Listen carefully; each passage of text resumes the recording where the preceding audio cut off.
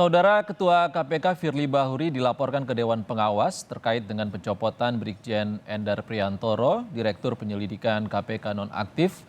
Tak hanya laporan ke Dewas, tapi juga laporan ke sejumlah pihak dilayangkan terkait dengan pembocoran dokumen penyelidikan korupsi, dugaan korupsi di Kementerian ESDM. Kita akan berbincang dengan Direktur Eksekutif Amnesty International Usman Hamid untuk membahas ujung dari sengkarut di Komisi Pemberantasan Korupsi dan juga tenaga ahli kantor staf Presiden Ali Muhtar Ngabalin yang saat ini kami sedang mencoba untuk menyambung dengan Bang Ali Muhtar Ngabalin. Selamat petang, Bang Usman.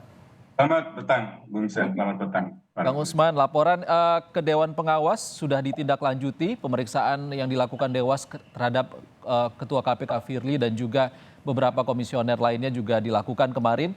Apa harapan Anda? Harapan saya tentu bersama teman-teman dugaan pelanggaran etik ini dikembangkan juga dengan dugaan tindak pidana. Karena apa yang dilakukan oleh Ketua KPK bukan sekedar pelanggaran etik, tapi juga sudah pelanggaran hukum pidana. Misalnya membocorkan rahasia atau membocorkan keterangan rahasia termasuk melalui dokumen penyelidikan tersebut. Dan harapan kami juga adalah bahwa proses ini bukan hanya ditangani oleh Dewan Pengawas KPK, tetapi karena ada masalah pidana juga ditangani oleh pihak kepolisian. Dalam hal ini saya kira kepolisian perlu menerima laporan-laporan itu dan membuatnya ke dalam laporan polisi menjadi LP sehingga bisa diproses di dalam penyelidikan dan penyidikan lebih lanjut. Dan yang ketiga, tentu kami juga mengamati langkah dari Brigjen Endar yang bukan hanya melaporkan kepada Dewas, tapi juga kepada Polda dan juga kepada Pengadilan Tata Usaha Negara. Untuk yang terakhir ini, kami masih mengamati apakah memang yang bersangkutan akan melaporkan itu. Sejauh ini yang kami lihat di dalam KPK, hampir sebagian besar dari para pegawai KPK merasa kecewa dan ingin agar ada sanksi yang tegas terhadap Ketua KPK. Bahkan dalam catatan mereka, paling tidak ada 26 kasus operasi tangkap tangan yang gagal karena dibocorkan. Dan bisa jadi kebocoran-kebocoran itu akibat dari praktik-praktik yang tidak etis dan melanggar prinsip-prinsip integritas di dalam KPK seperti yang dilakukan oleh Firly Bahuri.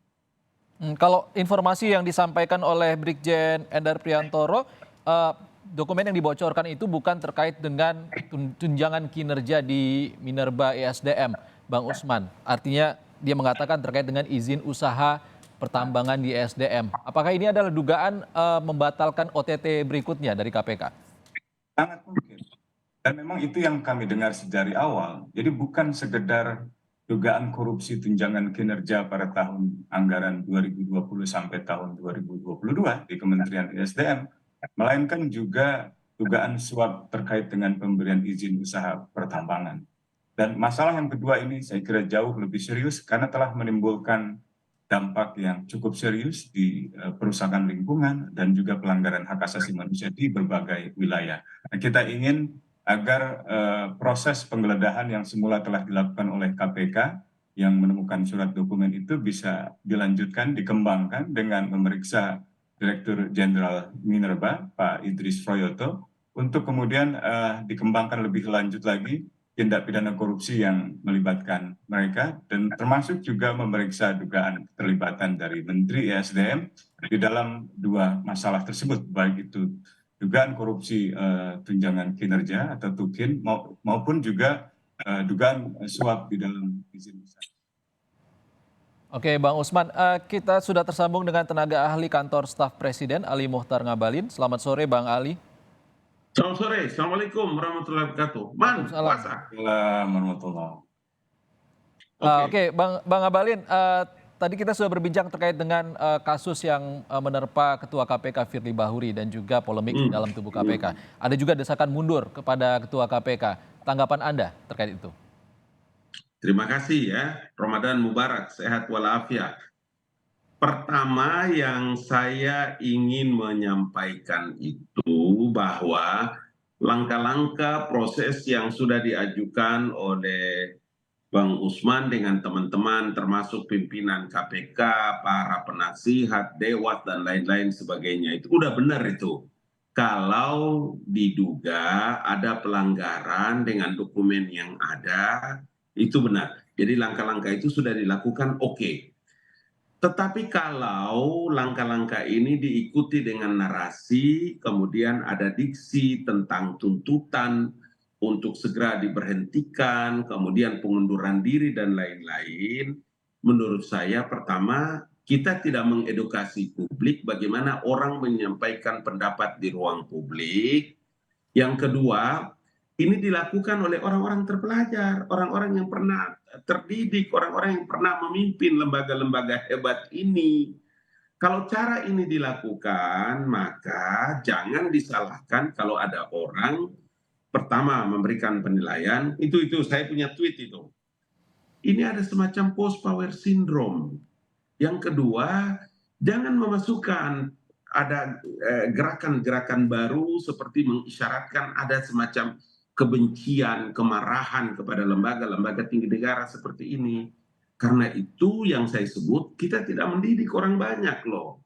Apa-apa kita demonstrasi, apa-apa kita gelar spanduk, apa-apa kita gelar pamflet, kemudian menuntut orang itu diberhenti urung. Sementara kita sudah melalui langkah-langkah proses yang lebih awal yang tadi saya sebutkan. Apa yang dijelaskan Bang Usman ini kan luar biasa bagus. Jadi ada kita memberikan ruang untuk orang itu terpelajar, orang itu terdidik, orang itu teredukasi. Itu loh pikirannya.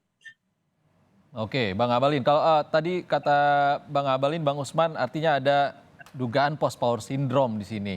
Berarti Pak Saud dengan Pak Abraham Samad mungkin salah satunya atau salah duanya. Gimana Bang Usman? Ya, itu silahkan saja tentu jadi penilaian, tetapi saya ragu bahwa itu adalah motif utama mereka. Kalau kita lihat dari rangkaian sebelumnya, sebenarnya ada banyak sekali laporan pengaduan terhadap pelanggaran kode etik yang dilakukan oleh Firly Bahuri. Baik itu dilakukan oleh pegawai KPK, oleh lembaga seperti Indonesian Corruption Watch, dan lain-lainnya. Sambil contoh misalnya, pelanggaran kode etik yang cukup berat yang dilakukan oleh Firly Bahuri ketika menemui seorang mantan gubernur yang sedang diperiksa atau yang sedang diusut perannya di dalam kasus korupsi kepemilikan saham di PT Newmont misalnya gitu. Yang kedua, dalam kasus kalau tidak salah 2021, Firly Bahuri juga dilaporkan oleh ICW, Indonesian Corruption Watch, ke Bareskrim Mabes Polri terkait dugaan menerima gratifikasi dalam bentuk diskon penyewaan helikopter.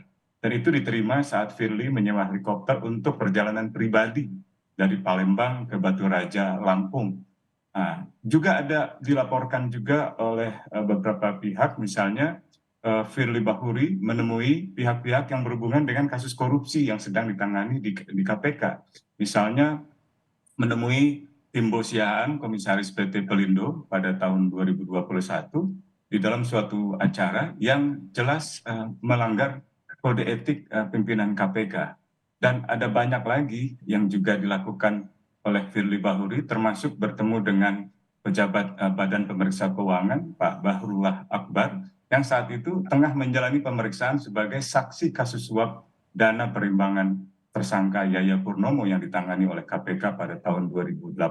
Bahkan Firly Bahuri menjemput Bahrullah di lobi gedung KPK di bagian kepala bagian keamanan. Ada banyak lagi yang sebenarnya bisa saya sebutkan dan itu sudah pernah disampaikan oleh berbagai pihak, bukan hanya misalnya mantan-mantan pimpinan KPK seperti Saud Situmorang atau Abraham Samad atau Bambang Wijayanto. Saya kira dalam proses pergantian kepemimpinan KPK tidak mungkin mereka menempuh itu dengan cara demonstrasi. Itu pasti harus mengikuti proses seleksi. Nah, ke depan saya berharap tentu seleksi KPK itu dibenahi, diperbaiki, tidak seperti seleksi yang terakhir yang justru menghasilkan pimpinan-pimpinan KPK yang tidak berintegritas. Total dari seluruh operasi tangkap tangan KPK yang dibocorkan secara sengaja oleh Firly Bahuri, menurut sejumlah pegawai yang kami kumpulkan informasinya, ada sekitar 26 kasus. Itu sejak April 2018, Oke. Juni 2019. Oke, Bang Usman, padahal pidananya jelas terkait dengan pimpinan KPK yang berhubungan langsung atau tidak langsung dengan yang terlibat korupsi. Bang Ngabalin, sikap istana bagaimana? Karena ini ruwet sekali dan bahkan terkait dengan pencopotan Brigjen Endar Priantoro juga menyeret institusi lain, yakni Polri. Tanggapan istana seperti apa? Itu kalau Pak Brigjen ini kan sudah ada penjelasan resmi dari KPK kan? Bagaimana menggunakan diksinya? Pencopotan, itu kan sudah ada rilisnya dari KPK tuh. Masa jabatannya selesai, dikembalikan kepada institusinya, kemudian pengambilan keputusannya bukan hanya ketua KPK kan? Itu resmi loh itu penjelasannya itu. Jangan kita ambil informasi dari tempat lain. Resmi dari penjelasan KPK tentang Bapak Brigadir Jenderal itu. Dia sudah bahkan beberapa 3 bulan 6 bulan sebelumnya sudah dikasih tahu kan. Jadi maksud saya, mari kita dapatkan informasi-informasi yang benar kedudukannya supaya kita tidak membuat satu keputusan terkait dengan informasi-informasi yang bernada kebencian, bernada fitnah, dan lain-lain sebagainya. Umpama tadi Bang Usman menyebutkan setidaknya ada 26 kasus yang didapatkan dari beberapa pegawai. Menurut saya itu juga menurut dugaan kan tadi kata Bang Usman tuh ada dugaan laporan dari pegawai di dalam dan lain-lain atau informasi-informasi yang lain. Akuratnya informasi ini menjadi penting karena apa? Kita dengar baik-baik itu. A'udzubillahi minasyaitonirrajim. Ya kan itu ada firmannya in ja'akum fasiqum binaba'in fatabayyanu an tusibu qauman bijahalatin fatusbihu ala ma fa'altum nadimin. Check in recheck, tabayyun itu penting supaya jangan menimbulkan fitnah kepada orang lain dan kita mengambil keputusan itu menguntungkan diri kita dan menguntungkan orang lain dan mendidik orang lain. Karena institusi ini institusi negara. Terkait dengan Pak Firly sebagai artinya ketua itu. tabayun dan juga proses hukum yang sedang berlangsung harus Pasti kita tunggu. dari awal saya bilang itu Dinda, itu dari awal saya bilang. Proses hukum harus dijalani tetapi akurat datanya, jangan sampai orang dianiaya. Terima kasih Bang Ali Muhtar Ngabalin, tenaga ahli Kantor Staf Presiden, dan Usman Hamid, Direktur Eksekutif Amnesty International, sudah berbagi pandangan. Terima kasih. Terima kasih. Terima kasih. Waalaikumsalam.